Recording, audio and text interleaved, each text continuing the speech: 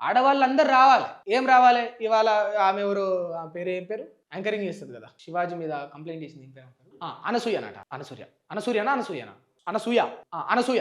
ఈ అనసూయ వచ్చి ఏదో కంప్లెయింట్ చేసి ఆమె ఏదో సంథింగ్ రచ్చ రచ్చ ఏదో చేసింది, ఏదో మాట్లాడింది. ఒక ఆడబిడ్డ మీద రేప్ చేసినప్పుడు నువ్వు పోయి కంప్లెయింట్ ఇయ్యాలి. నువ్వు పోయి ఒక ఆడబిడ్డకు హక్కుల గురించి నువ్వు అక్కడ మాట్లాడాలి. రాష్ట్ర ప్రభుత్వంలో ఆడబిడ్డలకు అన్యాయం జరుగుతుంది, ఇచ్చిన మాటలు తప్పిండ్రు ముఖ్యమంత్రి గారు, నీ దమ్ముంటే పోయి గాడ కంప్లైంట్ చేయి.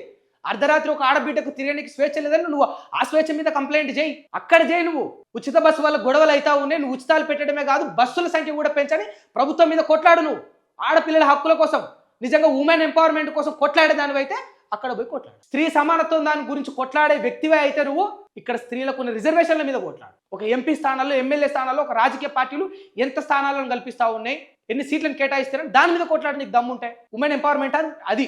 ఉమెన్కి స్వేచ్ఛ కావాలంటే వాళ్ళ మీద జరుగుతున్న రేపుల మీద కొట్లాడు. ఉమెన్కి స్వేచ్ఛ కావాలి, ఒక స్త్రీకి భద్రత కావాలంటే వాళ్ళ మీద జరుగుతున్న చిన్న చూపుల మీద, వాళ్ళ మీద జరుగుతున్న చులకనతనం మీద కొట్లాడు. ఉమెన్ బట్టలు ఎట్లా వేసుకోవాలో చెప్తే తప్ప, అమ్మతనం కాపాడుకోరండి తప్ప. అది కూడా ఒక చర్చేనా? ఇవాళ చెప్పుకుంటే సమాజం ఎటుపోతుంది? అమ్మతనం కాపాడుకోండి రమ్మా తప్ప, అది తప్ప. ఇంత చైల్డిష్ మెంటాలిటీలు ఎట్లా ఉన్నారు మీరందరూ కూడా?